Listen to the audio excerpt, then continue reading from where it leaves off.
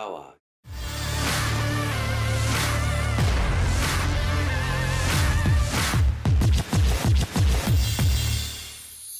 Người yêu em á, không có thích em vô mấy cái chỗ đèn mờ, cứ mờ là cấm ca, mờ là cấm ca. Em có thể giữ khoảng cách giữa anh và chị được. Thôi, em ghiền nhất cái chương 13 trong cái chuyện yêu như chớp của anh đó. Ok. Có một cái năng khiếu rớt á, cứ thi hát là rớt, thi hát là rớt. Điều kiện học nhạc cũng không, thi cái gì cũng rớt. Mà làm ca sĩ đường nào? Ở công việc là bố mẹ mình cũng rất là sốc. Chuyện nó đã đi xa đến mức độ này rồi, là không thể lưu lại được.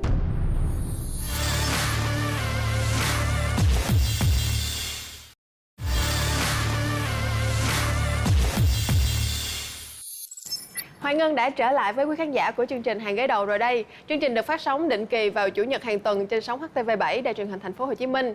Sau một tuần học tập và làm việc căng thẳng thì chắc hẳn quý vị đã sẵn sàng với 30 phút thư giãn và cập nhật các tin tức nóng hổi cùng với Hoài Ngân đúng không nào? Và người bạn đồng hành với Ngân hôm nay đó chính là Thùy Dung. Thùy Dung xin được gửi lời chào tới quý vị khán giả đang xem chương trình Hàng Ghế Đầu. Và ngay bây giờ đây Thùy Dung đang rất nóng lòng muốn kể cho Hoài Ngân cũng như quý vị nghe một câu chuyện. Câu chuyện gì vậy Dung? Thật ra đó là câu chuyện của người bạn của Dung. Hôm qua cô ấy qua nhà và khóc quá trời luôn. Con gái mà lại qua nhà bạn khóc thì chỉ có thể là thất tình thôi đúng không Dung? Thật ra là ngược lại đó nha. Thật ra cô ấy lại được yêu quá nhiều cơ. Nếu mà được yêu quá nhiều thì tại sao lại khóc? Ngân không hiểu. Thì Dung nói nè, khi mà yêu thì sẽ có ghen đúng không? Mà khi mà yêu càng nhiều thì sẽ ghen càng nhiều đó. Nhưng mà Ngân thấy chuyện ghen tuông trong tình yêu thì dễ thương mà. Nó giống như là một gia vị của cuộc sống và của tình yêu vậy thôi. Nhưng mà nếu như quá nhiều gia vị thì sao đây? Không những ghen mà còn quá ghen đến mức không tra đụng vào người yêu của mình luôn. Nếu mà như vậy thì chắc chắn là Ngân cũng sẽ khóc nhè giống cô bạn của Dung luôn đó. Mà hên là chưa bao giờ Ngân chứng kiến những trường hợp như vậy. Không biết đến lúc đó thì mình sẽ phải giải quyết như thế nào ha? Nếu như mà Hoài Ngân chưa từng chứng kiến sự việc như vậy thì mới đây thôi, ở tiệm làm đẹp danh vọng của chúng ta vừa có một ca y chang đó. Nếu như vậy thì quý vị ơi, hãy cùng với Hoài Ngân và Thùy Dung đến với tiệm làm đẹp danh vọng ngay nhé. Chúng ta hãy cùng xem diễn biến của tiểu phẩm ghen như thế nào. Thôi bỏ dịch vụ đó giùm chị đi. Doanh thu của tiệm đang tốt nha. Đừng có hù khách của chị. Thế thì anh nghĩ rằng là 5-6 năm trong nghề làm tóc mà em không thẩm định được cái chất tóc mà chỉ bằng một con mắt thì em hơi bị kém cỏi nhỉ?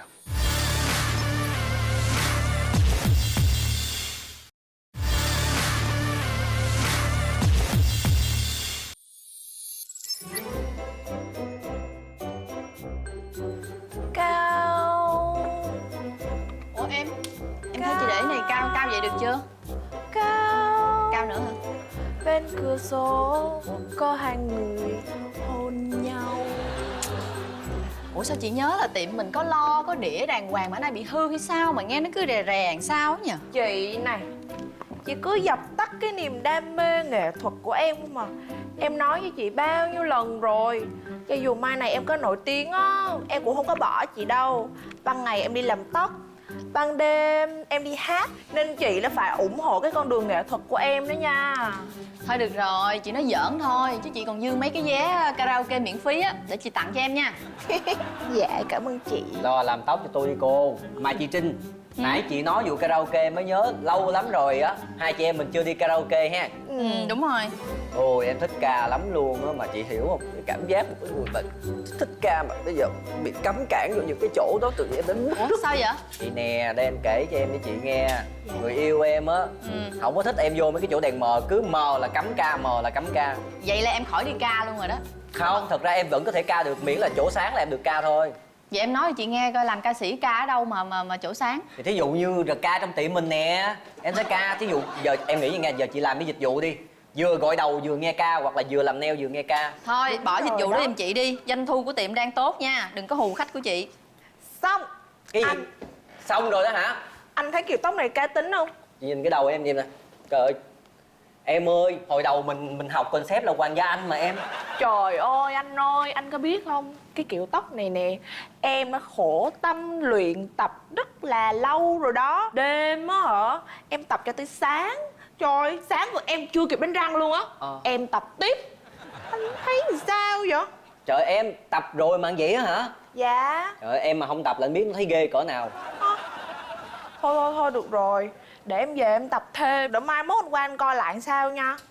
Ok. Em sẽ quyết tâm tập cho bằng được. Khi nào anh khen thì thôi. Giờ tới giờ diễn event rồi, em đi đây. Ủa, đi event gì? Dạ em đi diễn show thời trang ăn vặt đường phố đó. Em là người nổi tiếng mà. Ok. Quên, bye bye chị. Bye bye anh, bye em đi em. đây. Không tin luôn á chị, nhiều show hơn mình luôn á. Em, khách kìa. Dạ em chào hai anh chị. Em định làm gì? Dạ em tới chào hai anh chị thôi. Em có thể giữ khoảng cách giữa anh và chị được. Dạ. Ừ. Dạ hai anh chị cho em hỏi, anh chị tới đây làm gì ạ? Làm tóc hay là làm móng ạ? Anh ngồi đây đi, em đi làm tóc trước nha. Dạ. Dạ em mời chị. Dạ. Em ơi, Dạ. em định làm gì? Dạ bây giờ em sẽ kiểm tra chất tóc cho chị.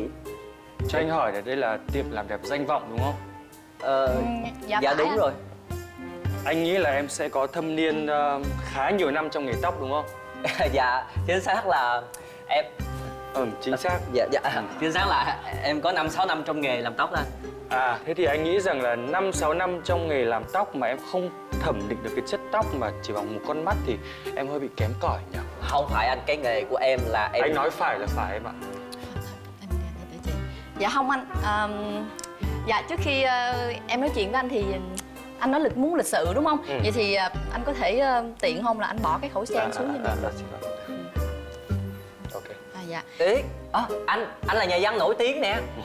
Chị nhớ không? Nhớ không? Có phải nhà văn Dương Mạc Anh Quân. Dương Mạc Anh Quân đúng không? Trời ơi em mê chuyện trinh thám của anh lắm luôn á. Dạ. Cảm ơn em. Thôi em ghiền nhất cái chương 13 trong cái chuyện Yêu Như Chớp của anh đó. Ok em. Hay quá. Cảm ơn Trời ơi, vậy là người yêu anh đi hả? người yêu anh. Dạ. Dạ vậy để em coi cái tóc. Chị định làm gì ạ? Dạ không, em phải đụng vô cái tóc để em coi là tóc là Tóc của người yêu anh đến anh còn không dám đụng vào mà sao em dám đụng vào? Anh chị thông cảm. dạ không sao vậy thôi chị qua làm móng hả chị ha? Dạ. Dạ. Tay. Để chị lấy mấy cái đồ. Dạ. Dạ không biết là chị muốn sơn màu gì chị? Dạ, màu nào cũng được chị. Vậy thì màu đỏ nha. Không. Màu xanh nha. Không, nó lẹt quá. Màu nào cũng được mà. Bây giờ phải chọn cái màu nào nó phải vừa thời trang này, hợp mốt này, nhưng mà không được nổi trội quá. Anh muốn là sơn như là không sơn ấy. Vậy màu vàng đi chị ha. Không, Dạ. màu vàng cũng nổi. Chị sơn màu gì? Màu nào anh cũng không chịu. Thôi đi về. Thôi. Thì em sơn màu nào thì em sơn như vậy chứ bây giờ sao? Không em có ý kiến gì giờ mình sơn màu đất được không? Vậy thì để thí dụ người ta nhìn vô ta tưởng dính đất thôi, nhưng mà thật ra là có sơn. Dạ. Thôi giờ mình dụ móng trước hay được? Dạ vậy đi dụ không? Dạ. Ê, em ơi. Cái gì đây anh? Ủa, đeo găng tay vào cho nó đỡ tổn thương da của em. Ủa? Da tay ngọc ngà của em. Đeo lên rồi đấy mà làm. Làm được. Sao làm được? Tiệm làm đẹp danh vọng mà. Làm được hết. Dạ em thấy chị nói đúng á, đúng không? Tại giờ đeo bao tay mà làm móng là mình cậy cái là nó rách bao tay à, chứ đâu có vô được móng đâu. Phải đụng anh ơi. Thôi thôi mài ít thôi nhá. Không thì tổn thương người yêu anh. Ê, Cái gì? Một lần nữa là đi về, khỏi làm. Vậy ha. Thôi, không làm nữa, đi về. nhưng mà mình đã làm gì đâu. Nhưng mà anh không cho mọi người đụng vô em thì lấy gì làm được? Đi về, không làm gì nữa hả? Thôi hai được hiểu rồi. Hai người qua đây em nói này cho nghe, nhất là anh á, qua đây. Em ngồi đi. Em nói thiệt á, anh thương bạn gái gì, yêu cái gì mà yêu dữ vậy không biết nữa. Yêu tới nỗi mà không có suy nghĩ luôn á. Em biết là một người con gái nào á cũng cần có người đàn ông yêu thương, chiều chuộng và chăm sóc bạn gái mình tỉ mỉ như anh vậy đó. Nhưng mà anh ghen quá. Anh không cho ai đụng vô bạn gái anh hết á. Anh dẫn bạn gái đi làm đẹp đúng không? Thì ít nhất anh cũng phải cho người ta, thí dụ làm móng thì cũng phải đụng vào tay, làm tóc thì cũng phải coi cái chất liệu tóc hay là như thế nào người ta mới làm được, anh hiểu không? Ví dụ như là em đi, em mà có một người bạn trai như anh, em bỏ lâu lắm rồi đó. Xin lỗi này, em nói hơi thẳng xíu nha. Em thấy chị nói đúng á, nhưng mà tại Là em bỏ anh hả? Nếu mà em bỏ anh thì em đâu có ngồi ở đây với anh đâu. Người ta rất là thương anh luôn, nó mới chịu đựng được anh vậy đó. Người ta mới là người chịu đựng anh đó. Thế bây giờ sao? Thế bây giờ thì anh cứ để cho người ta làm những gì mà người ta thích, cho người ta được tự do, người ta được thoải mái. Đâu phải người ta... Nè, ví dụ anh ghen với người đàn ông thì em không nói, em là phụ nữ mà em đụng vô chị, anh cũng không cho nữa. Em là nữ nhưng mà trước em làm nam thì sao? Trời ơi anh ơi. Ủa, một cái mặt em giống chuyển giới lắm hả anh? Anh bị đi hả? Anh nói tới đó rồi mà anh còn không hiểu. Bây giờ anh đồng ý cho em làm đẹp ấy. Thì anh cứ qua bên đó ngồi. Nhưng mà anh có một điều kiện. Điều kiện gì? Là chỉ có một mình chị này làm thôi. Còn bạn kia tôi không tin. 5-6 năm trong nghề và cái con mắt nhà văn của tôi là mấy cái người toàn ở ngoài phản diện em ơi, không tốt đâu. Rồi ok, thôi để em làm cho chị ha. Rồi dạ rồi, dạ chị qua đây chị. Qua đây.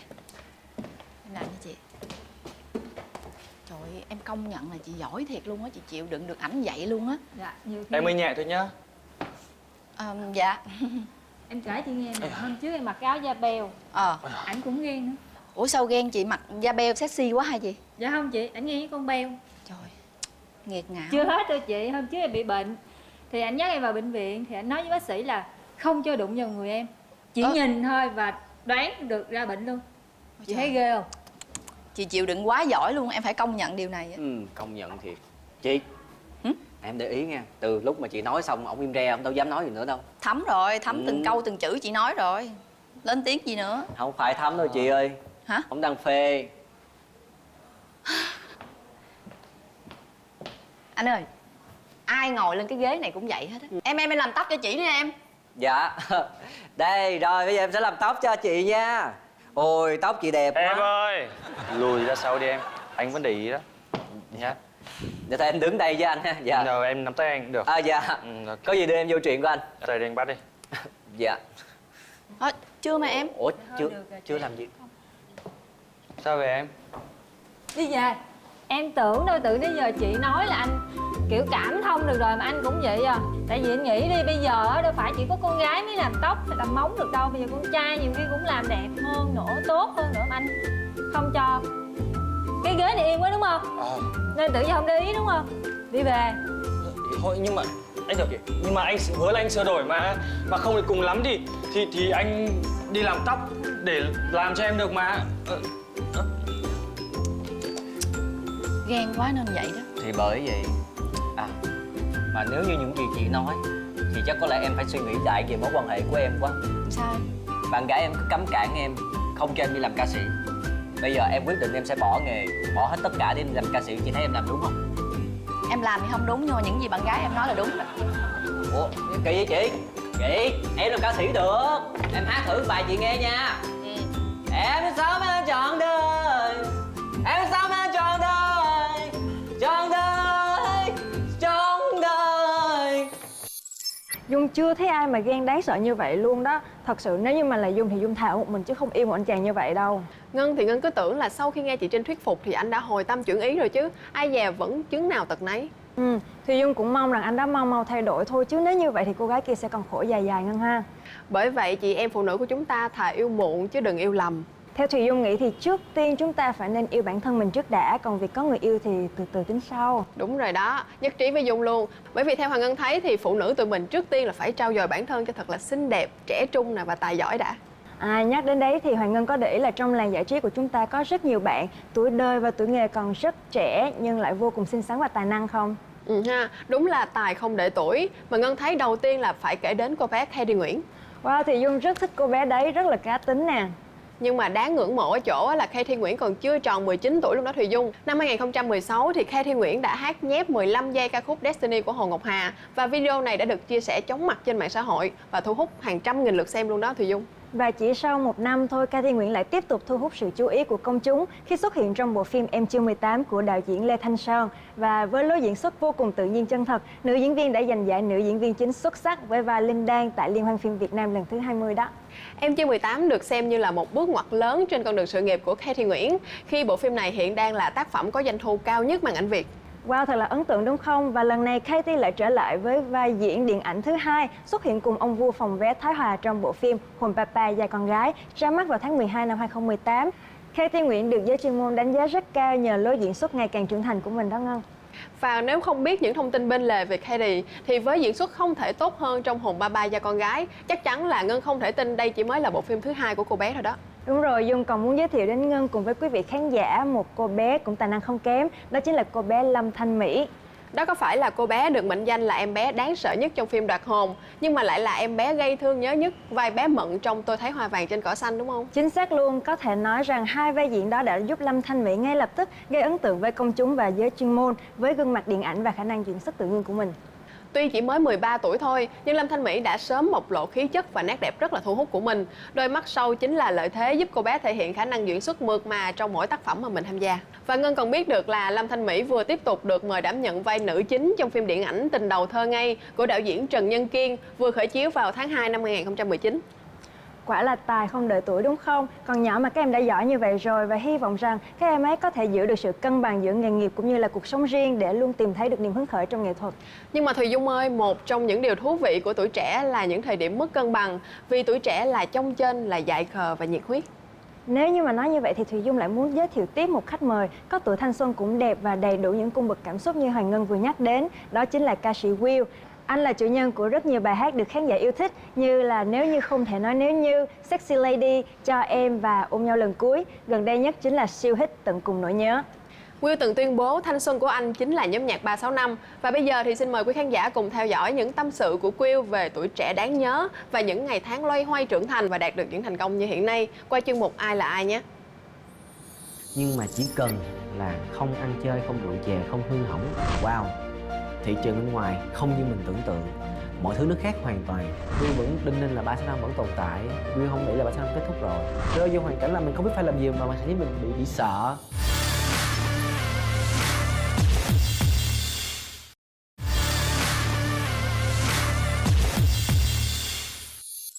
Từng lời hát môi lu lại cất lên một nỗi sầu, và nỗi cô đơn như dài hơn gọi xuống sâu trong nơi tâm hồn, để ta thấy mình như đang khoác trên vai màu buồn. Xin chào các khán giả của Hàng Ghế Đầu chuyên mục Ai Là Ai, và tôi là Will. Sở hữu chất giọng ấm áp ngay từ những ngày đầu tiên khi vẫn còn là thành viên của nhóm nhạc đình đám 365, Will đã có trong tay bản hit đầu tiên với ca khúc Nếu Như Không Thể Nói Nếu Như. Hai bản hit lớn trong năm 2017 của Will là Em Chưa 18 và Nơi Ta Chờ Em. Will đã dần khẳng định được giọng hát cũng như con đường mà anh đang chọn khi liên tục nhận được sự yêu mến từ đông đảo khán giả, lẫn lần lượt có mặt ở các giải thưởng âm nhạc uy tín với tư cách là một ca sĩ solo. Và gần đây nhất, Tận Cùng Nỗi Nhớ, sản phẩm đánh dấu sự trở lại bùng nổ của Will sau thời gian dài tập trung cho diễn xuất. Bài hát nhanh chóng trở thành một hiện tượng, đứng đầu bảng xếp hạng và lọt vào top trending của YouTube trong tuần đầu ra mắt. Đúng tính ra là được thi hát chính thức á, là từ cấp 2 cho đến cấp 3, tất cả các cuộc thi hát Will được tham gia, và Will là người đại diện cho lớp Will đi thi trong cái trường là nhân dịp 2 tháng 11. Và tất cả những cuộc thi đó hiển nhiên là Will đều rớt. Có một cái năng khiếu rớt á, cứ thi hát là rớt, thi hát là rớt. Lớp 10 hay 11 gì đấy thì Will có thi một cuộc thi hát trong trường nhân dịp 2 tháng 11. Thì hát xong ở dưới vỗ tay quá trời luôn, khen trời ơi sao thằng bé này không giờ mới xuất hiện như cái bla bla bla. Cái mình nghĩ là đinh ninh cho lòng mình đậu rồi. Cái tới lúc mà công bố các tiết mục đoạt giải để được diễn trong ngày 20 tháng 11 á, thì không có mình. Thì cái người đoạt giải là một bạn khác, hát gọi là bình thường, gọi dễ nghe thôi, chứ để gọi xuất sắc á, thì không xuất sắc, nhưng mà nét đẹp thì có thể tha thứ được luôn. Thì mình mới coi lại thì thực ra đúng thật là bạn ấy ngoài cái chuyện mà cao ráo đẹp trai ra thì còn sáng sân khấu và biết trình diễn nữa. Thì mình nghĩ là thực ra nếu mà mình có hát hay đi chăng nữa thì mình không có biểu diễn được, mình hơi run thì mình nghĩ là thôi mình cũng phục, bởi vì mình cũng có khuyết điểm. Lúc đó là bắt đầu đã có khái niệm là đẹp xấu, bởi vì nó đã quá rõ ràng đi, nên là mình cũng ngậm ngùi. Thì sau khi học cấp 3 xong lúc đó cũng thích học công nghệ thông tin thì mới đọc ra đăng ký học công nghệ thông tin. Thì trong khoảng thời gian 3 năm học đại học đó thì là có đi tập nhảy thêm, có đi học hát mà kiểu học kiểu từ bạn bè dạy thôi, rồi lén đi nhảy, rồi thực ra bố mẹ không có cho, là phải lén một buổi tối đi nhảy. Cái mục đích mà Will đi học làm dancer á, là bởi vì Will biết là những cái cuộc thi trước của mình mình rớt là bởi vì mình không có kỹ năng trình diễn. Mình đứng mình hát đơn một chỗ thì mình mới đi học nhảy để mình có những cái chuyển động nó uyển chuyển hơn, nó bắt mắt hơn. Thực ra cái người dancer á, ở trên sân khấu với người ca sĩ á, cả hai bắt buộc phải diễn như nhau, phải diễn theo cảm xúc bài hát, phải diễn theo động tác. Và chỉ người dancer đó chỉ có cách người ca sĩ một bước thôi là vị trí nó khác hoàn toàn nhau rồi. Nên là khi mà Will là dancer, với cảm giác mà đứng á, ở phía sau người ca sĩ một bước á, mình nghĩ trời sao cái bước này nó rất là ngắn, bước lên một bước thôi là mình đã đứng ngay trung tâm, ngay hào quang chiếu như mình rồi. Nhưng mà thực ra nó rất là khó.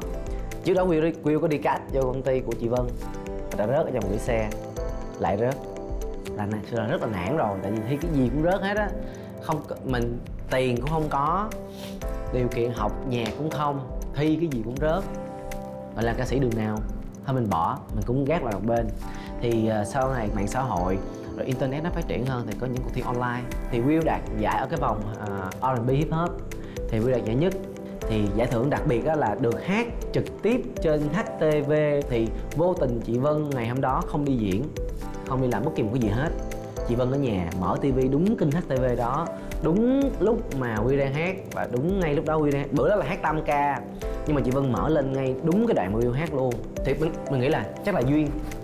Thế là sau cái bữa hôm đó chị Vân mới kéo về lại cắt lại một lần nữa thì mới được vô 365. Khi mà đạt được cái việc mà vô trong nhóm rồi đó thì bắt buộc phải vô ở chung, không ở nhà nữa. Thì mình mới về mình nói với bố mẹ, thì mọi người cứ tưởng tượng là suốt 18 năm trời Will ở trong nhà chỉ là đi học, đi về, đi học, đi về, đi học, đi về. Là một con, đúng nghĩa là một đứa con rất ngoan, không hề cãi lại cha mẹ bất kỳ một điều gì, mà gần như làm theo ý cha mẹ sắp xếp. Một ngày đẹp trời bước vô nhà, đặt cặp táp xuống, ngồi xuống bàn ăn nói mẹ con nghỉ học, con dọn khỏi nhà, con ở riêng. Nếu mà ở cương vị là bố mẹ mình cũng rất là sốc. Thì bố chỉ nói đơn giản là bây giờ muốn thì không cản được, nhưng mà chỉ cần là không ăn chơi, không rượu chè, không hư hỏng. Còn mẹ thì mẹ không nói bất kỳ một điều gì hết.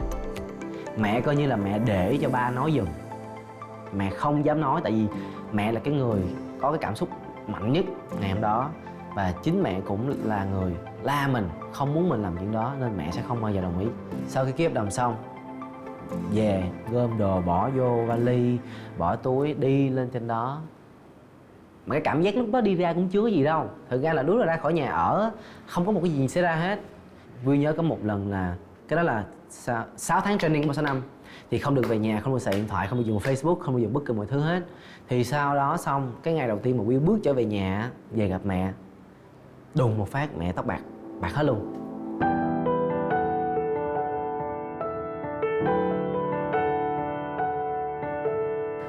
Cuộc đời của mình thì mình tự quyết định, mình chịu thôi, nhưng mà không nghĩ là nó lại ảnh hưởng đến cuộc đời của mẹ mình như vậy. Thì lúc đó là chuyện nó đã đi xa đến mức độ này rồi, là không thể lưu lại được, là phóng lao phải theo lao luôn. Là cách duy nhất là chỉ có thể là thành công thôi, chứ không thể nào làm cách khác được. Khi mà cái mô hình của 365 là mô hình theo hình thức đào tạo của chuẩn châu Á, Hàn Quốc á, thì gần như là công ty sẽ bỏ tiền ra 100%, rồi mình phải ăn, học, ngủ, nghỉ tại công ty và sẽ ra mắt. Thì trong một môi trường khép kín như vậy nó sẽ đảm bảo về mặt chuyên môn rất là tốt. Và khi mình tự tin về mặt chuyên môn, mình sẽ rất là thoải mái mình ra mắt. Thì lúc ra mắt xong mình mới vỡ lỡ là wow, thị trường bên ngoài không như mình tưởng tượng, mọi thứ nó khác hoàn toàn. Bao nhiêu kế hoạch sụp đổ bởi vì là đi sai thị trường, thế là gần như là gọi là thất bại. Và chị Vân hỏi là bây giờ tụi em có nhắm là tụi em đi được với chị hay không? Nếu mà muốn ở lại thì có cháo ăn cháo, có cơm ăn cơm.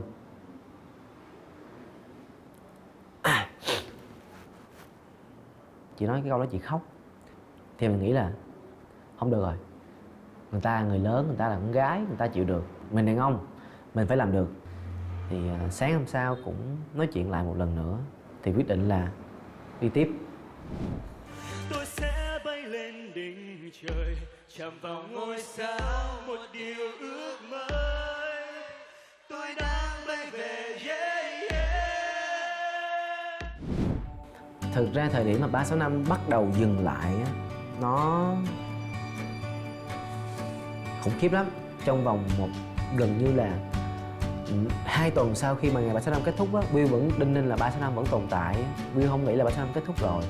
Thì mình bị rơi vô giai đoạn khủng hoảng, trầm cảm rất là nặng. Bởi vì mình không có chuẩn bị bất kỳ một cái hành trang gì cho mình cả.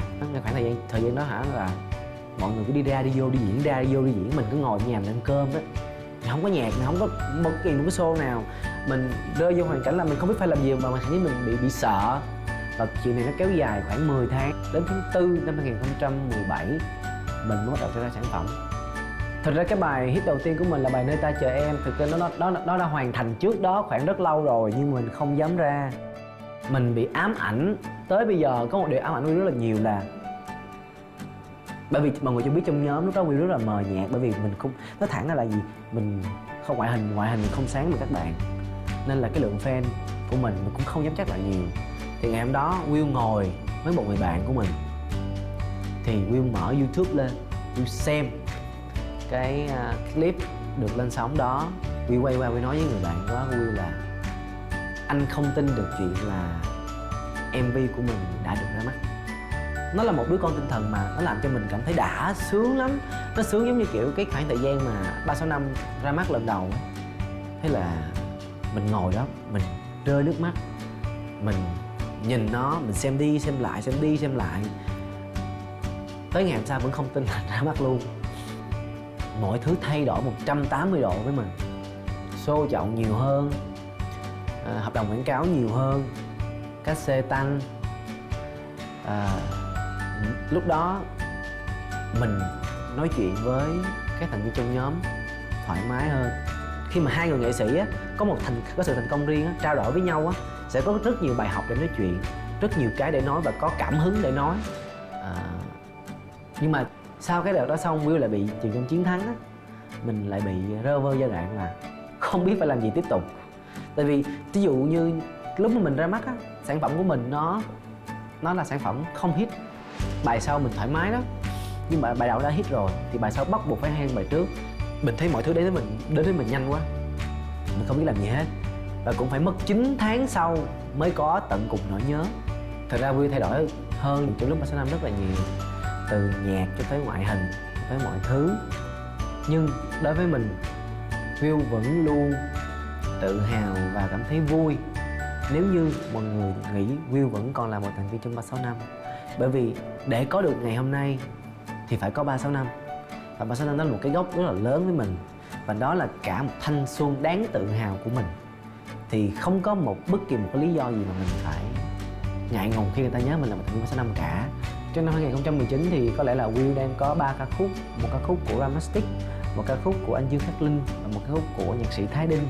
Thì Will đang ấp ủ là sẽ cho ra mắt cùng lúc 3 sản phẩm này trong năm. Bởi vì 2017 và 2018 của Will thì cứ 9-10 tháng mới ra một bài. Nên Will tính là năm nay sẽ cố gắng ra nhiều để cho fan mình có nhạc để nghe, và mình mang hình ảnh của mình nó rộng rãi hơn. Và năm 2018 thì cũng khá thành công với mình, là mình có một cái chương trình mình làm MC, chương trình Đấu Trường Âm Nhạc, cũng làm cho hình ảnh dẫn chương trình của mình được mọi người biết đến nhiều hơn. Xin cảm ơn quý vị khán giả đã theo dõi cuộc trò chuyện của Will từ nãy đến giờ, và hy vọng là trong năm mới quý vị khán giả hãy ủng hộ và đón nhận những sản phẩm tiếp theo của Will trong năm 2019. Và quý vị khán giả nhớ đừng quên theo dõi chương trình Hàng Ghế Đầu nhé. Will xin chào tạm biệt quý vị khán giả và chúc mừng năm mới.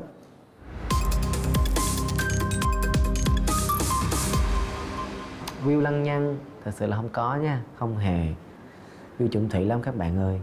Keo kiệt, không hề keo kiệt. Tôi không hề keo kiệt một tí nào luôn. Đó là có gia đình, làm cho bố mẹ buồn, đặc biệt là cho mẹ tóc bạc á. Vì rất là khó chịu khi mặc vest, mà thực ra vest là cái lịch lãm và lịch sự nhất của một người con trai và một người đàn ông. Nhưng mà tính Vì rất là năng động, Vì rất là thể thao. Vì mặc vest khó chịu cực kỳ. Từ trước đến giờ thì Ngân chưa từng nghe một người đàn ông nào mà lại nói là ghét mặc vest. Anh Will có thể là người đầu tiên mà Ngân biết luôn đó Thùy Dung. Thùy Dung thì lại đồng ý với anh Will về vấn đề này, vì miễn là mặc đẹp cho mình và đúng cá tính là được.